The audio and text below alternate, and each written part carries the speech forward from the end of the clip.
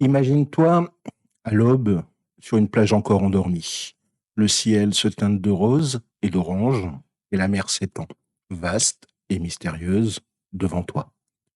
Le bruit des vagues qui se brisent doucement sur le sable réchauffe ton âme et l'air marin, chargé de sel et de souvenirs anciens, caresse ta peau.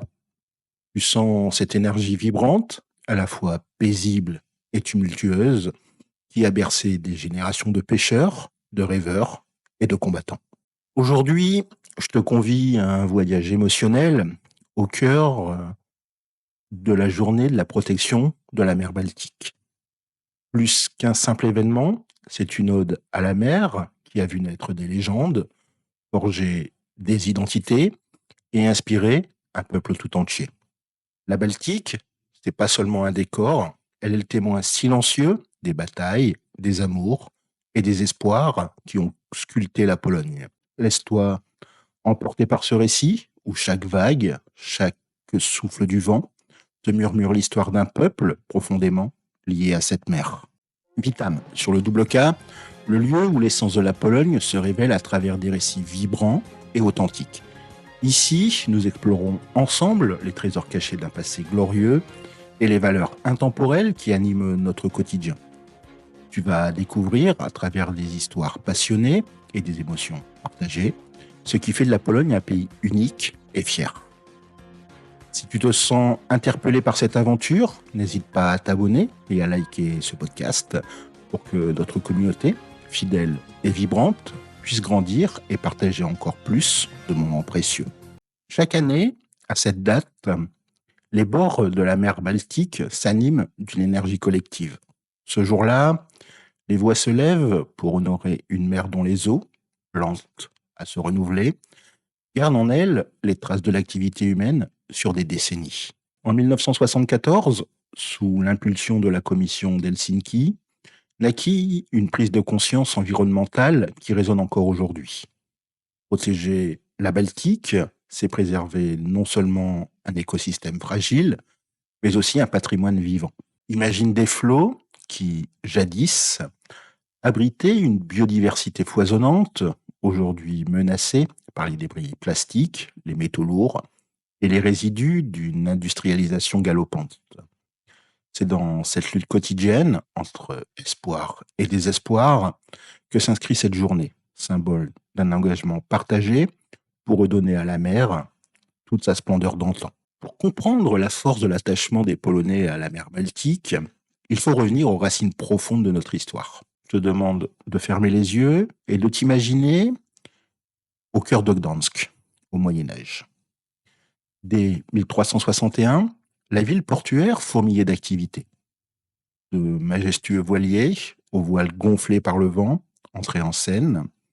Les quais grouillaient de marchands venus d'Allemagne, de Scandinavie et d'ailleurs, échangeant le plus souvent des marchandises précieuses, du bois, du sel, du blé et le poisson séché, qui était un véritable trésor à l'époque. Cette mer, qui servait alors d'autoroute aux échanges, reliait la Pologne au reste de l'Europe et contribuait à l'émergence d'un esprit commerçant, audacieux et ouvert sur le monde. Puis, plus sombre, mais tout aussi poignant, se dresse le souvenir de Westerplatte. Le 1er septembre 1939, lorsque l'ombre de la guerre s'abattit sur le monde, 182 soldats polonais, sur ce petit bastion, se dressèrent face à une machine de guerre implacable. Les premiers feux du conflit éclatèrent sur la Baltique, transformant ce lieu en un symbole de courage et de sacrifice. Leur résistance héroïque, gravée à jamais dans notre mémoire, incarne l'âme d'un peuple qui ne renonce jamais, même lorsque l'espoir semble s'éteindre. Avance encore dans le temps, jusqu'aux années 80, où les docks de Gdansk vibrent d'un autre souffle révolutionnaire. En août 1980, sous le regard vigilant de la mer, des milliers d'ouvriers, guidés par la détermination de l'ère Wałęsa, se mobilisèrent pour réclamer dignité et liberté. Ce mouvement, connu sous le nom de Solidarność, fut un petit peu le catalyseur d'un changement radical balayant les ombres du communisme. La Baltique, ce témoin silencieux de ces luttes, résonne encore des chants d'espoir et des cris de liberté qui ont transformé notre destin. Ces récits, tu vois, qui sont empreints de bravoure et d'émotion, nous rappellent que la Baltique est bien plus qu'un simple étendue d'eau.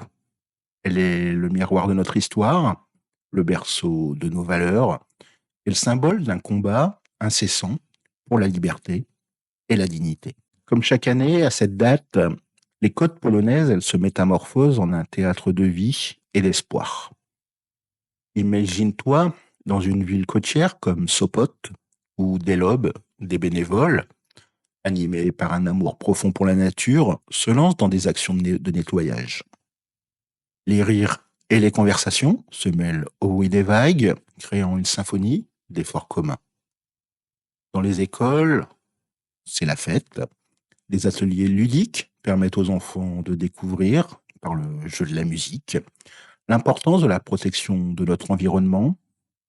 Les jeunes apprennent que chaque geste compte, que chaque déchet ramassé est une victoire pour la nature. Et comment ne pas évoquer les délices culinaires qui font la renommée de notre terroir? Sur les marchés, le hareng mariné et le cabillaud fumé se déclinent en 1000 recettes, servies avec du pain noir et des accompagnements qui racontent l'histoire de générations de pêcheurs et de cuisiniers passionnés. Chaque bouchée est un hommage à notre patrimoine, une fusion de saveurs qui réchauffe le cœur et nourrit l'âme. À Gdynia, une ville portuaire non loin de Gdansk, les conférences et les débats rassemblent des experts, des pêcheurs et des activistes qui, ensemble, imaginent un futur où la modernité rime avec le respect de la nature. Ces échanges, riches et intenses à la fois, insufflent l'espoir d'un renouveau où l'innovation se met au service de la préservation de notre patrimoine naturel. Au-delà des actions concrètes que l'on a pu voir, cette journée, elle incarne des valeurs qui font vibrer l'âme polonaise. Tout d'abord, tu as le respect de la nature. Pour les Polonais, la terre, la mer et l'air sont des trésors sacrés. Ils ne sont pas de simples ressources, mais des héritages transmis par nos ancêtres. Chaque vague, chaque brise porte en elle l'histoire d'un peuple en communion avec son environnement. Une autre valeur est la solidarité et l'entraide. Dans les moments d'adversité, les Polonais ont à cœur de se réunir. Les nettoyages de plages, les mobilisations citoyennes et même les gestes du quotidien témoignent d'un lien indéfectible entre nous. Cette solidarité, qui a animé des mouvements historiques comme Solidarność, se perpétue dans chaque action collective. Tu as aussi la résilience et le courage. La défense de Westerplatte et la révolution des docks de Gdansk sont les reflets d'un peuple qui, face aux épreuves, trouve en lui une force insoupçonnée. La Baltique, elle est le témoin de notre capacité à transformer la douleur en espoir et à faire renaître la vie, même après les pires tempêtes. Enfin, la dernière valeur que l'on pourrait citer est cette fierté culturelle et cette transmission. Chaque tradition, chaque légende, chaque recette de cuisine est un maillon de l'identité polonaise. La journée de la protection de la Baltique est une célébration de cet héritage, un rappel constant que nous avons le devoir de le préserver et de le transmettre aux générations futures. Ces valeurs, comme tu le vois, plus que de simples mots, sont les piliers sur lesquels repose notre engagement. Elles nous rappellent que malgré les défis, nous pouvons bâtir un avenir où tradition et modernité se conjuguent pour protéger ce qui nous est le plus cher. S'il fallait retenir une seule chose de ce podcast, c'est que la journée de la protection de la Baltique, elle nous enseigne une leçon essentielle. Chaque geste compte. La beauté de notre environnement, aussi fragile soit-elle, repose sur l'engagement de chacun d'entre nous. Je te demande de réfléchir un instant.